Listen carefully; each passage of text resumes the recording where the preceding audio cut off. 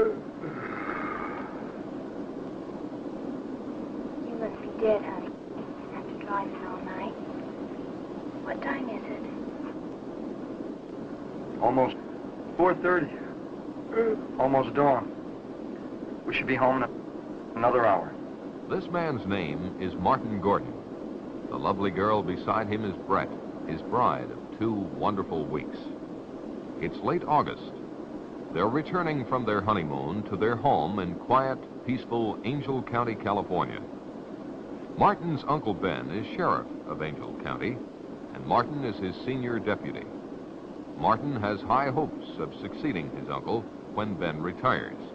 But for now, Martin has only the thoughts, emotions, and pride of a very happy, newly married young man. Brett is his, and he feels no man could ask for more. And now, without warning, their honeymoon is to become a nightmare.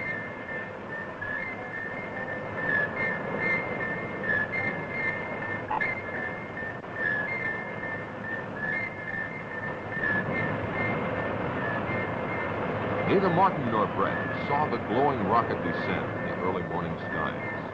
It was reported to the sheriff's office by Jeff, the county forest ranger. Jeff reported to Sheriff Ben that a plane had crashed near Willow Creek and that he was going out to investigate. Ben said he would join him as soon as possible. Barney, Ben's junior deputy, was to summon medical aid and to see if he could rouse someone at the Air Authority in San Francisco.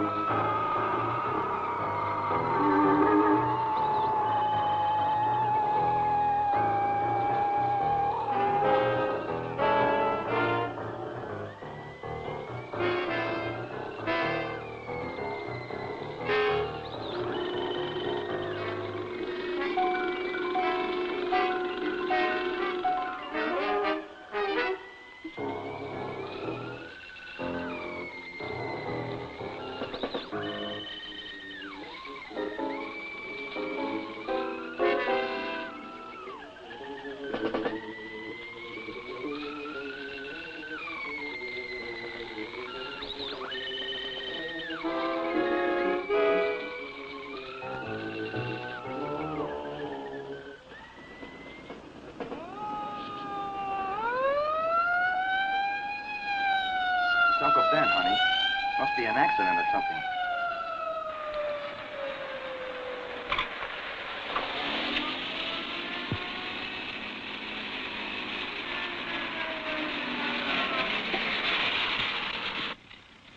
There's a plane crash down the road a couple of miles. I'm going to be a little short-handed till help gets here. Go around back of me.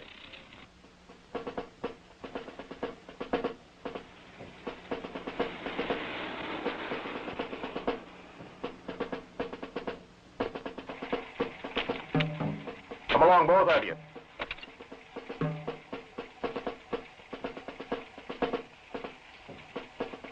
Get in, honey.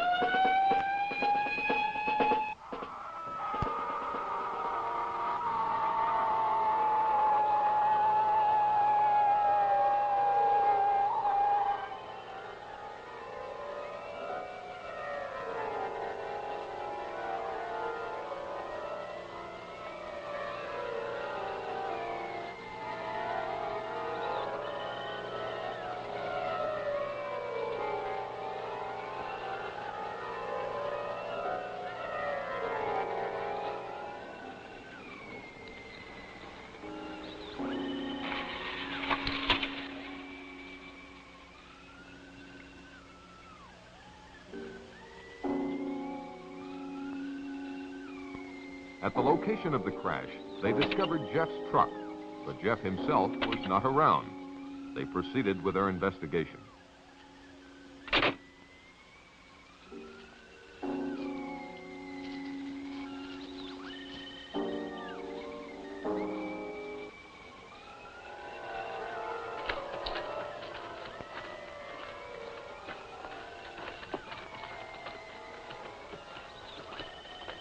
They looked at the rocket in utter amazement.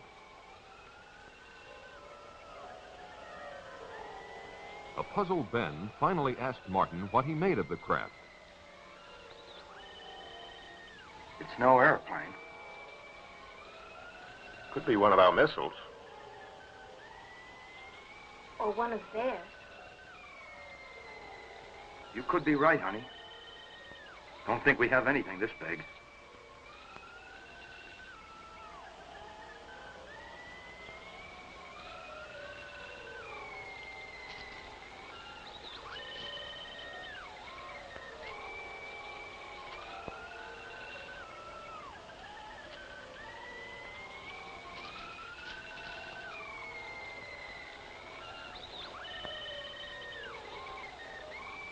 Ben could not understand why the craft wasn't severely damaged.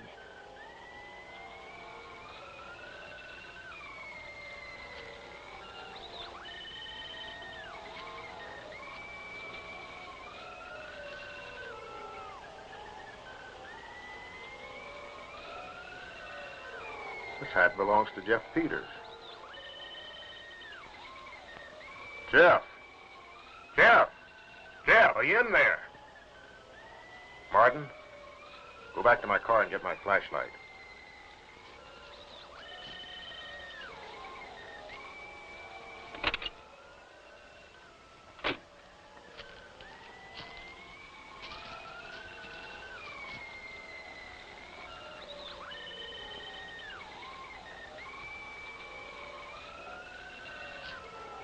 Ben, don't go in there. You don't know what's in there. I think I hear him moving inside. Maybe he's hurt.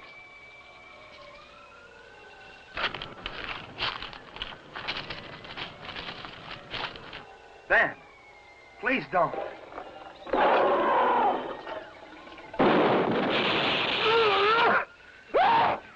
Ben. Ben.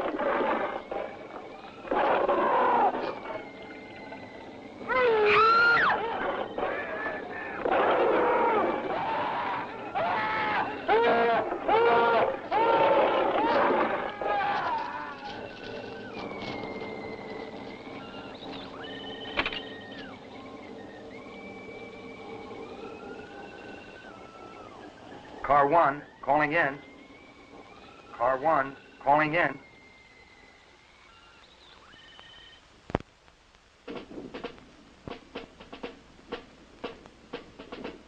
Within the hour, Martin's unusual call for assistance was answered by a special unit led by a Colonel James Caldwell.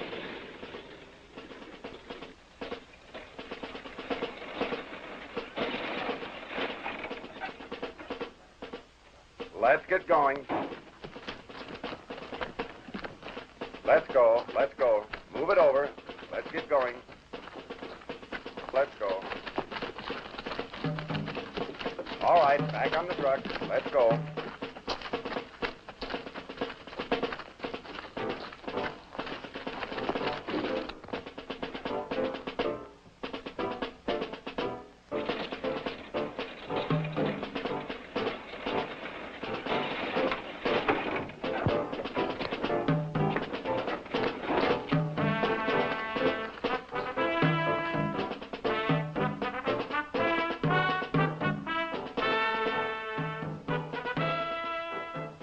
Sergeant, take one man and check it out. Yes, sir. Okay.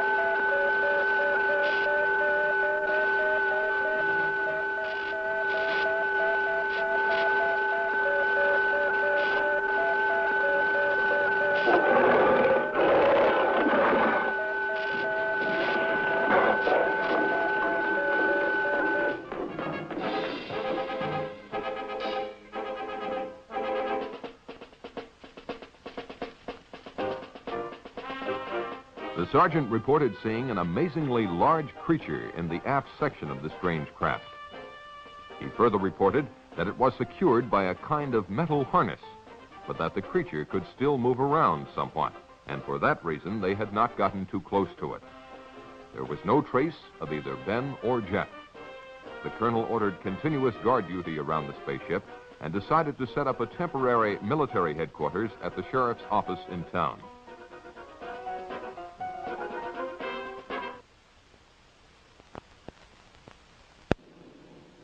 By the next day, Colonel Caldwell had the situation well in hand. He had called Washington and received his orders from the highest possible authority. He was to maintain tight security and to await the arrival of a Dr. Bradford, who had been on assignment at the Jodrell Bank Radio Observatory in England. Upon arrival, Bradford was to take complete charge of the operation. He was the world's leading authority on space emissions and had worked out a series of systems that might lead to communication with other forms of life, when, as, and if they were contacted. Martin was outraged by the government's intellectual approach to a monster that had already killed and caused the disappearance of his two close friends. Caldwell tended to agree with him, but stated he had to follow his orders. One of those orders was to suppress the news of the death of Ben and Jeff. Martin was appointed temporary sheriff, and all news intended for public consumption was to emanate from his office. The Air Authority issued a cover-up story that a plane had crashed and burned, and this was to suffice until the experts cleared up the mystery of the visitor from outer space.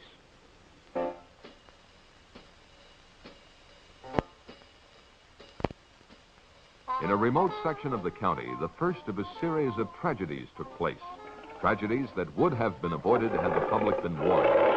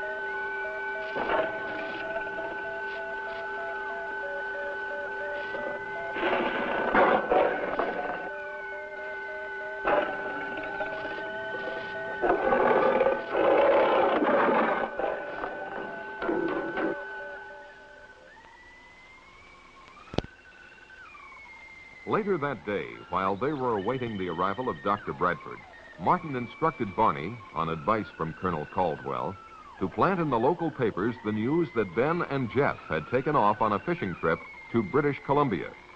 The colonel had impressed the bereaved families with the necessity of maintaining secrecy, and these brave relatives had agreed.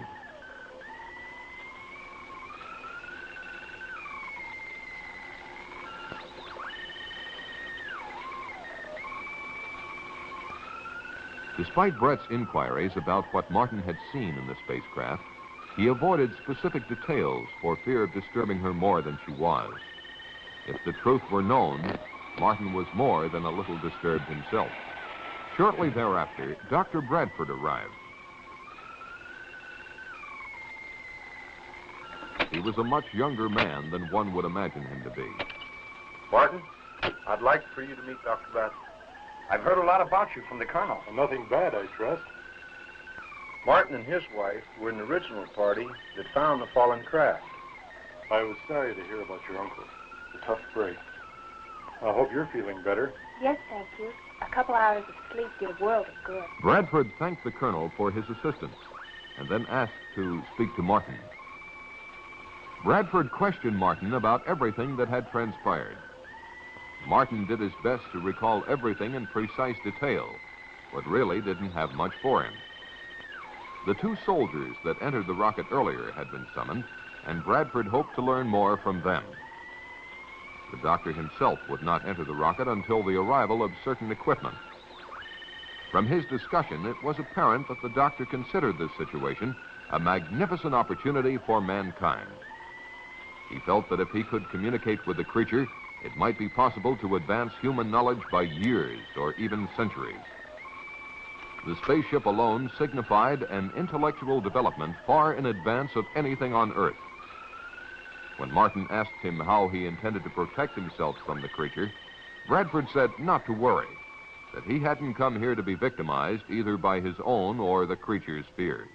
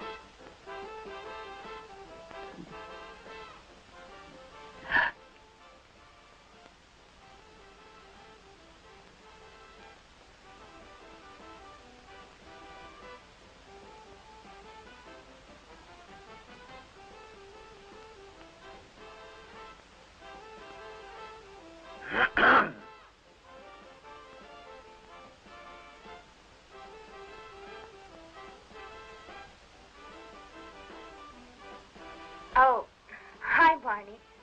We'll be right out. Well, that's all right. Just take your time. I didn't know we had company. Look at me, I'm a mess. Don't be impolite. Forget the drink. Now you're talking, honey. What do you have, Barney? How about a bourbon and 7? Coming up. Would you get the 7, honey?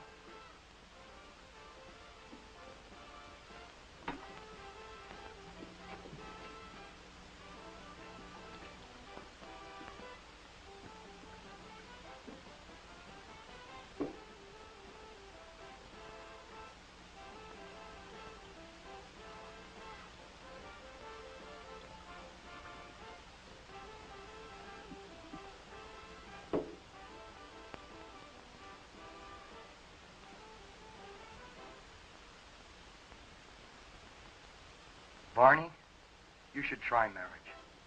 It would do wonders for you. Barney and Martin had been bachelor buddies for years, but now that Martin was settling down to marriage, they were slowly drifting apart. Barney, naturally, was still dating all the girls in town, and he couldn't understand why Brett and Martin didn't pal around with him more than they did. He couldn't comprehend that married life brought with it not only new problems and duties, but the necessary togetherness of husband and wife as well. Despite Brett's most tactful considerations, such as inviting him over to dinner quite often, Barney was growing resentful of her, or at least she felt that he was. Since time began, this change in relationship has probably happened to all buddies in similar circumstances. Life has its way of making boys grow up, and with marriage, Martin's time had come. His life was now Brett, a life that he thoroughly enjoyed.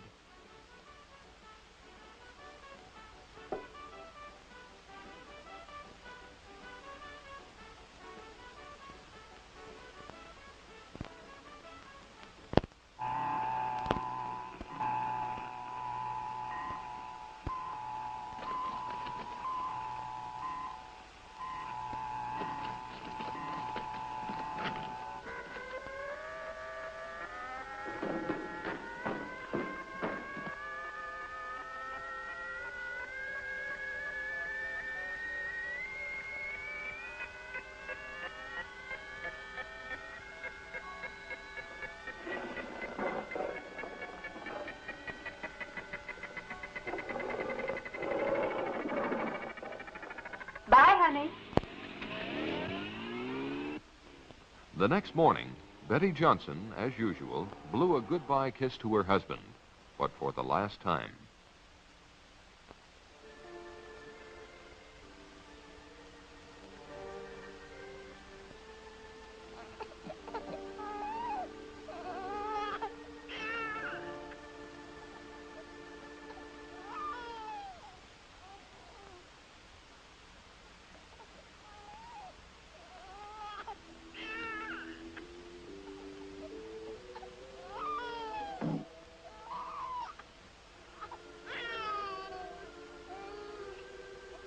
Poor baby. Let Mommy take your temperature.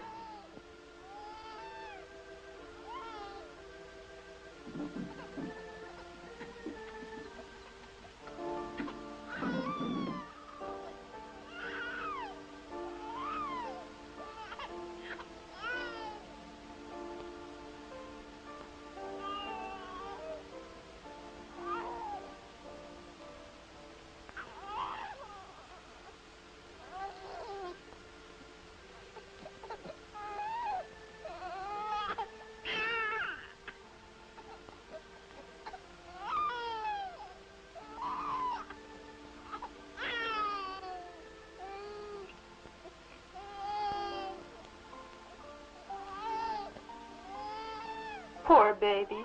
You'll feel better soon.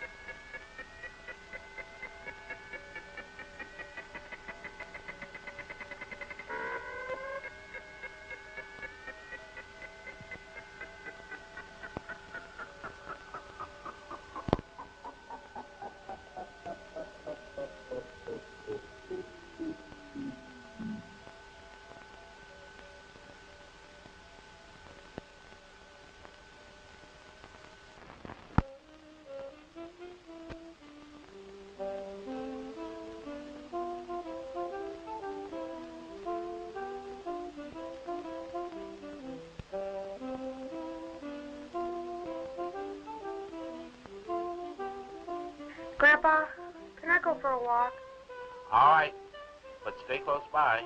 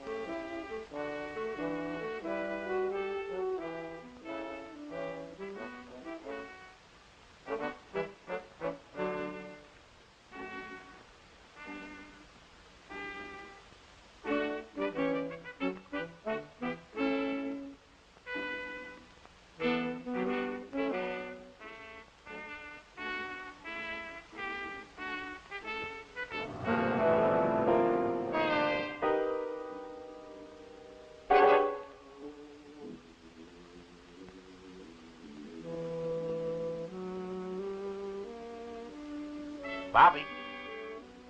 Bobby.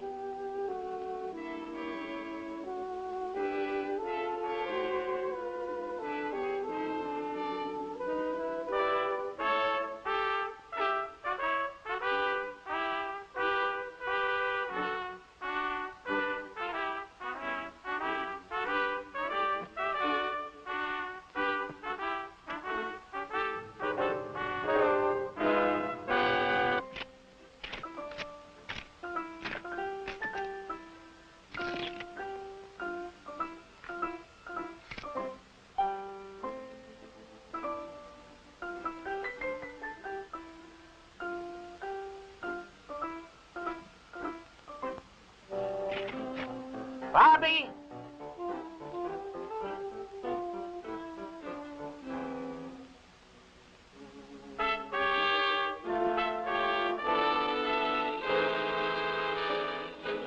Bobby!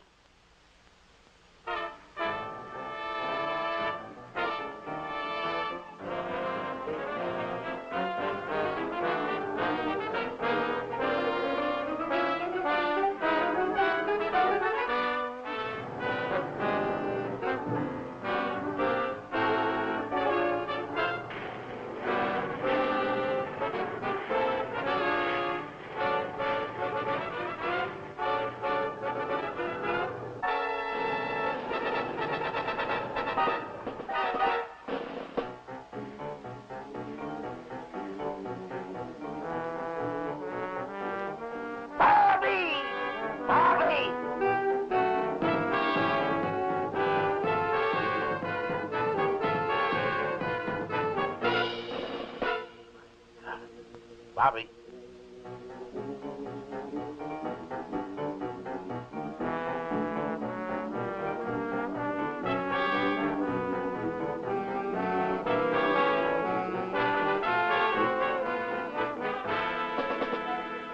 Bobby.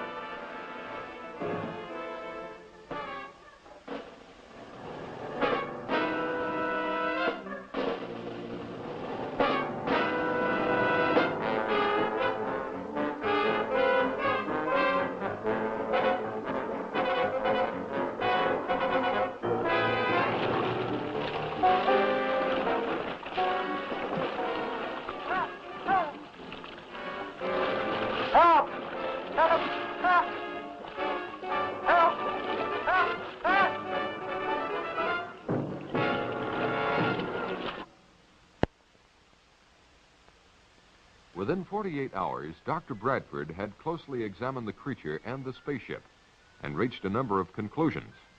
He was sure the creature had come from beyond our solar system because it adapted to our environment so quickly, and no planet or dead star near us has conditions similar to the Earth.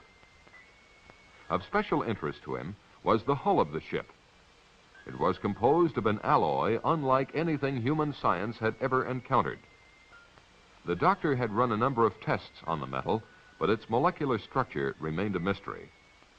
Because there was no food on board, Bradford presumed the creature had been in a state of suspended animation, particularly because it had survived the trials of re-entry and impact without apparent harm. So far, he had no success in communicating with it, but he had not yet exhausted all possibilities. On a more subjective basis, he had the curious feeling that the creature did not want to communicate with him. Such a confession on the part of this eminent scientist made Martin feel quite apprehensive.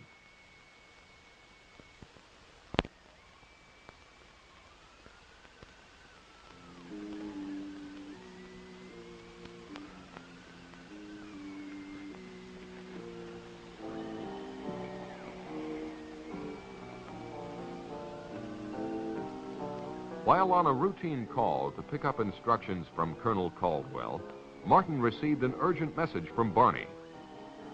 Barney was at Willow Creek. He had responded to a phone call from a frantic Mrs. Brown. Her husband and grandson had gone fishing and were long overdue. Barney was instructed to organize a search party locally and to report the results to Martin. Because of security regulations, he was not to come near the area of the spacecraft. Martin said he would join Barney later if he could.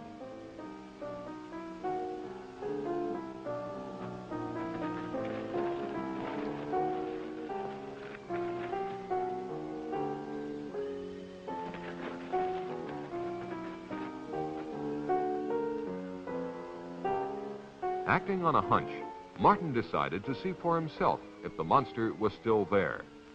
It was. Bradford had installed TV cameras inside the spaceship and was testing the creature's reactions to sound, light, electricity, color, and air pressure. When Martin asked him if he had any luck in communicating with the beast, Bradford confessed that he hadn't, but would try again when certain data was returned to him from computer processing. It was at this time that Bradford came up with a frightening theory, namely that the creature might be a product of engineering, the same engineering that built the spaceship.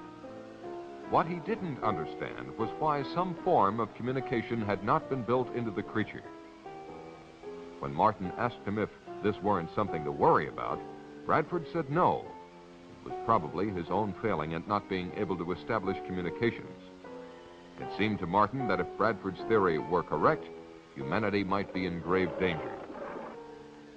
Bradford dismissed Martin's fears by pointing out that the creature was not exhibiting any signs of violence, and besides, it was firmly secured by the harness. That afternoon in Moncrief Park, a group of neighbors got together for a hootenanny. Oh, she left me sad, but still I am happy. In fact, I am glad, for I am as free as that bird in the tree, 'cause she left me alone and could not marry me. I said that I loved her and would till I died. I tried to forget her, and I really did try, but I'll still think of her till the day that I die, 'cause I think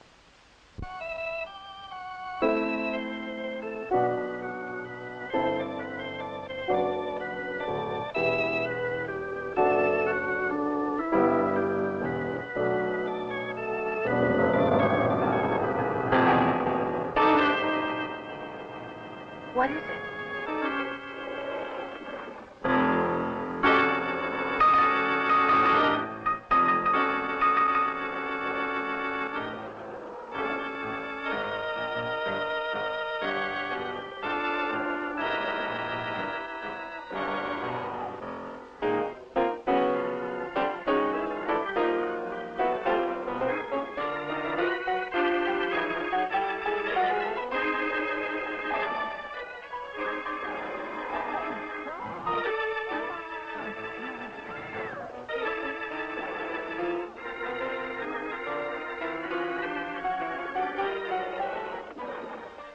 You stay there.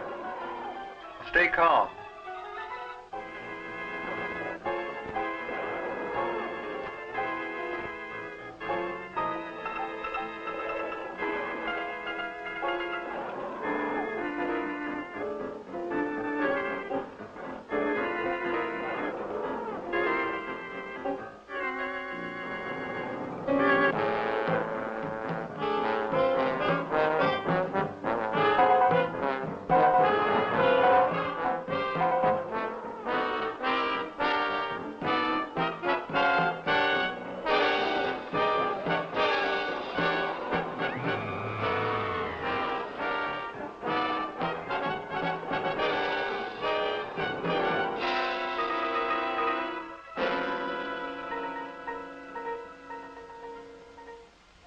In response to a multiple missing persons report, Martin and Barney searched the countryside for the group of picnickers.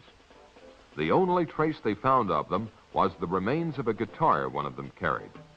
This wholesale disappearance of a large group of people, coupled with earlier missing persons reports, led Martin to only one conclusion. There must be another monster, and it was on the loose.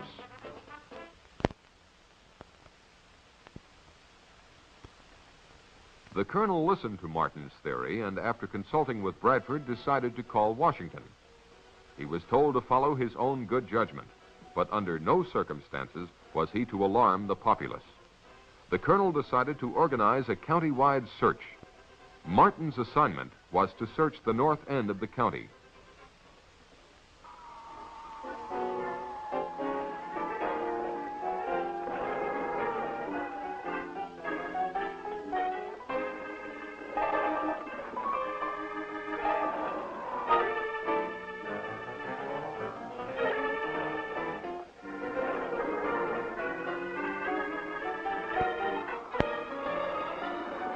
While Martin and Brett were engaged by the search, the monster was moving toward the community dance hall.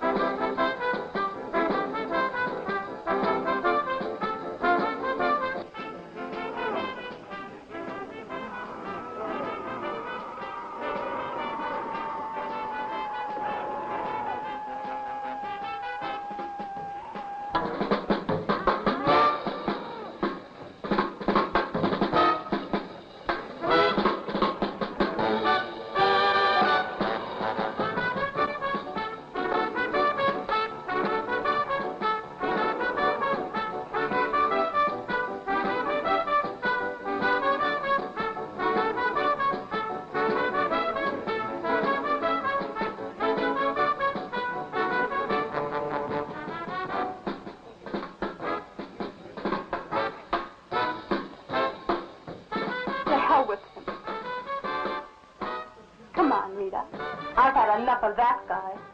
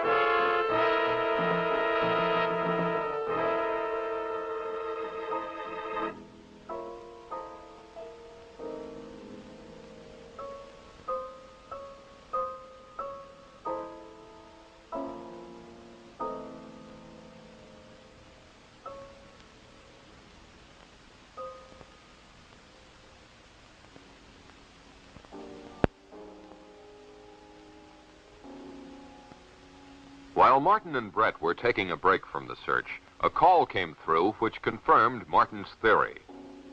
Colonel Caldwell told them of the monster's attack at the dance hall. His troops now had orders to destroy the monster, and he asked for Martin's assistance. Martin said he would join the colonel as quickly as possible.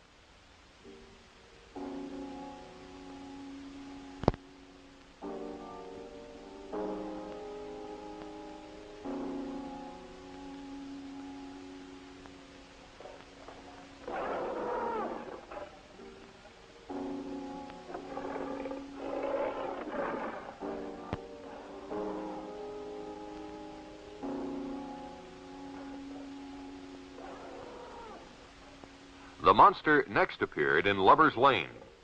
Anyone who experienced that catastrophe and survived would never go there again.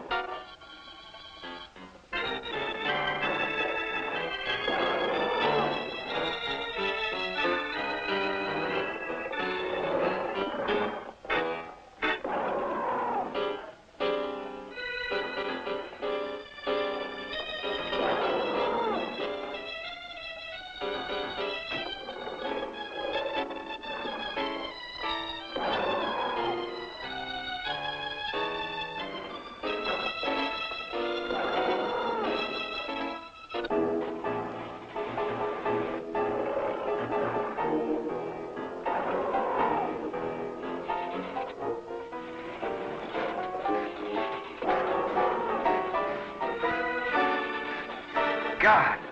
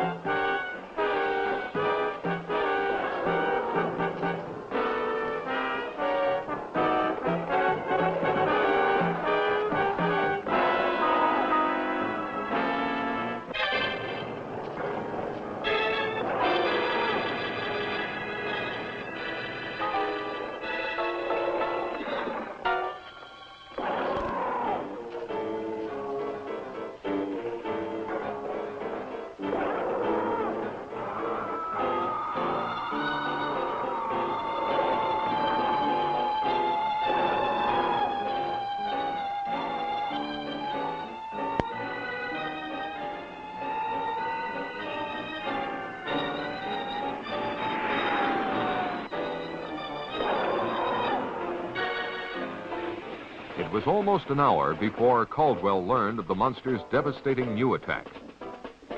Colonel Caldwell wasted no time ordering his men into action. It was at this point that Bradford interceded. He demanded that the monster be taken alive at all costs. The colonel's protests about the dead and missing made no impression on Bradford. Caldwell conceded to the point of assuring Bradford that they would not destroy the monster if they could avoid it.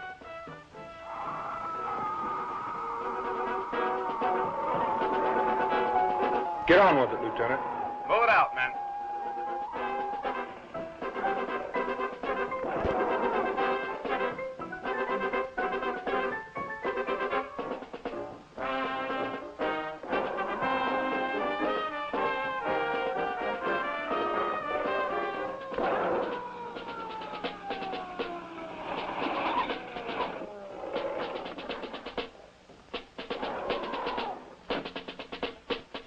When Martin's party arrived and offered to help, the colonel told them enough lives were being endangered.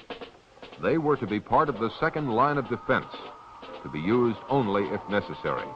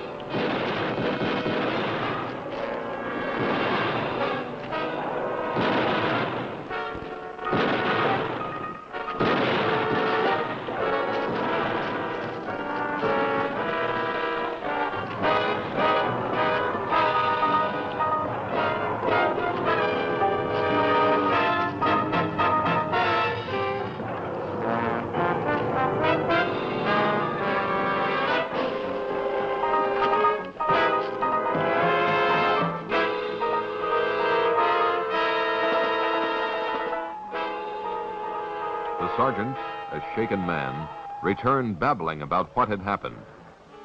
Caldwell, realizing the full danger of the situation, decided he had only one means left to stop the monster: grenades. Now Bradford made a drastic move. Acting on his superior authority, he forbade Caldwell to destroy the creature. The colonel, more concerned with saving human lives than advancing science, told Bradford to go to hell. Get out of my way.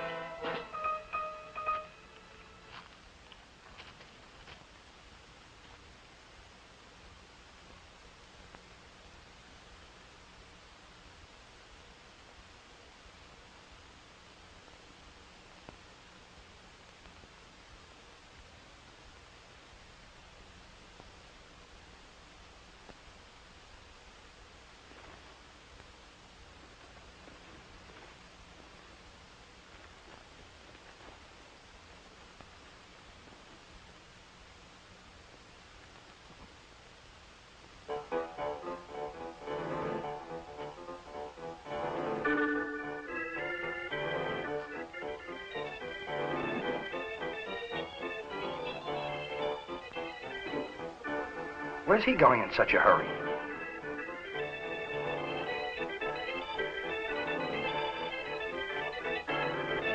Maybe you'd better follow him. He may need help. You go ahead, Martin. I'll stay with Kopp.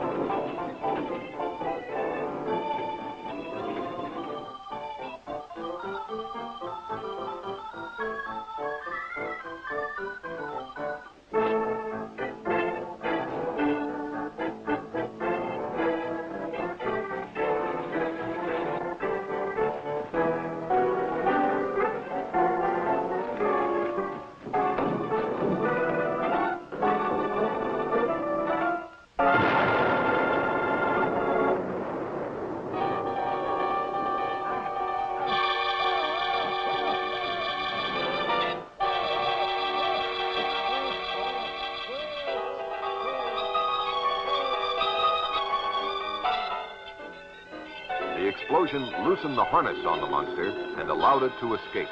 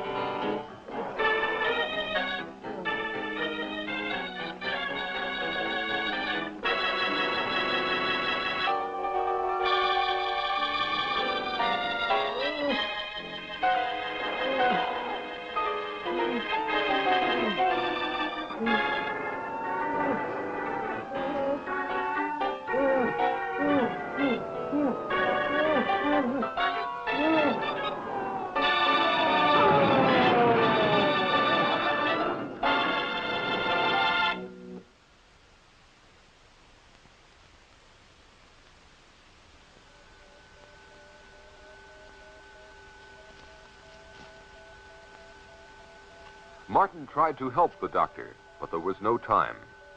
Bradford told Martin what he had just confirmed, that these monsters were highly specialized test animals. They were, in fact, mobile laboratories that consumed human beings in order to analyze them chemically, undoubtedly to detect weaknesses in the human species.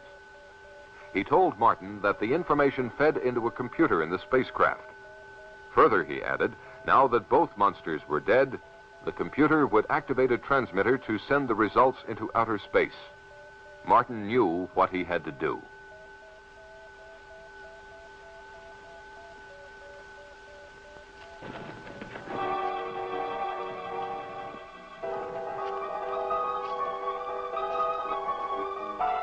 As Martin entered the spaceship, he heard the transmitter generator kick on.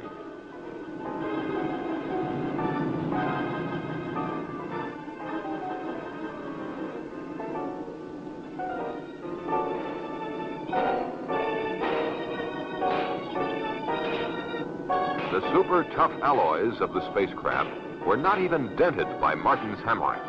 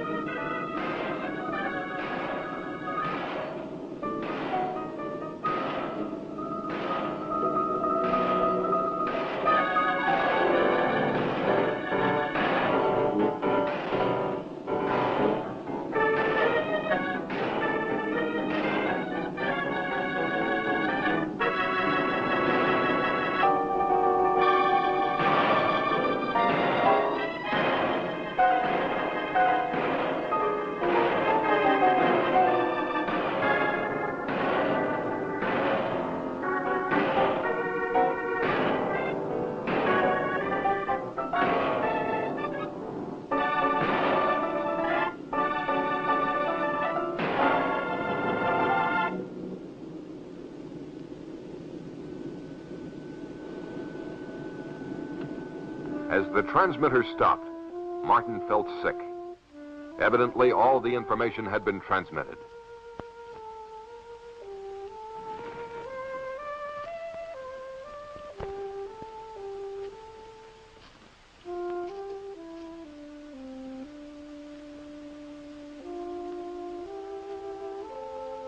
On Martin's return, he confessed his failure. He slowly asked Bradford what was in store for humanity. Bradford was pessimistic, but implied that maybe all was not lost. After all, he told them, the vastness of the universe is incredible. If these monsters had come from its outer limits, their home might even no longer exist. Or if they do come again, perhaps man will have advanced enough to cope with them and those who made them. Only God knows for sure, were Bradford's last words to anyone on this earth.